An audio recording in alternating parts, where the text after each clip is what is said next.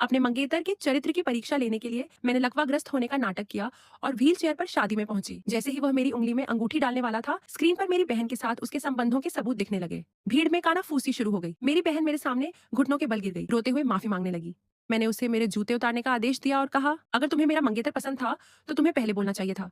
ऐसा आदमी तुम्हारा हो सकता है। इसके साथ ही मैंने अपना घूंघट हटाया और शादी से बाहर निकल गई। बाद में मैं एक बार बार में गई। जैसे ही मैं बैठी, दो आदमी मुझे घूरने लगे। उन्हें अपने आसपास मंडराते देख मैंने खुद के बचाव के लिए एक बोतल उठा ली, लेकिन फिर भी उनमें से एक ने मुझे जमीन पर धक्का दे दिया। जैसे ही मैं बेहोश होने वाली थी, एक आदमी ने तुरंत दखल दिया और उन दोनों को नीचे गिरा दिया।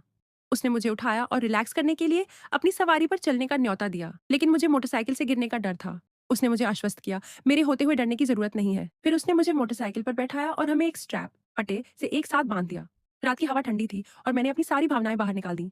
उस पल मुझे एहसास हुआ कि अगर प्यार पर भरोसा नहीं किया जा सकता तो किसी आकर्षक व्यक्ति को चुनना बेहतर है। अगली सुबह मैंने फैसला किया कि मैं फिर कभी किसी आदमी के चक्कर में नहीं पड़ूंगी।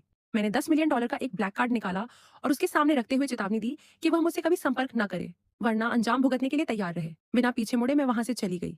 मुझे नहीं पता था कि मेरे जाते ही बॉडीगार्ड्स की एक टीम वहां पहुंची और सम्मानपूर्वक उनसे पारिवारिक संपत्ति पर लौटने का अनुरोध किया। इस बीच शादी के घोटाले के कारण कंपनी के शेयर की कीमत गिर गई। रिपोर्टर्स ने मेरा पीछा किया और पूछा कि क्या गठबंधन टूट गया है। मैंने सार्वजनिक रूप से घोषणा की, सगाई रद्द कर दी गई है और मैं कभी पीछे मुड़कर नहीं देखूंगी। मैंने गर्व से खड़े होकर सबको बताया कि मेरा करियर कभी किसी मर्द के भरोसे नहीं रहेगा। हालांकि उस दिन काम के बाद मैं उसी हैंडसम आदमी से मिली। कुछ ही समय बाद मैंने उससे शादी कर ली। एक पारिवारिक समारोह में वह मोटरसाइकिल वाला आदमी भी था। वहां मेरे पूर्व मंगेतर ने सगाई फिर से शुरू करने के लिए 50 मिलियन मूल्य का जेड कीमती पत्थर पेश किया। मैंने उसके सामने ही वह पत्थर तोड़ दिया और उससे कहा कि यह असंभव है। फिर मैंने अपनी शादी का प्रमाण पत्र दिखाकर इसे साबित कर दिया। उसी समय उसने आखिरकार अपना असली चेहरा दिखाया। मैंने उससे पहले शादी इसलिए की थी क्योंकि उसने बचपन में मेरी जान बचाई थी, लेकिन मुझे यह जानकर गहरा सदमा लगा कि जिसने वास्तव में मुझे बचाया था वह मंगेतर था ही नहीं।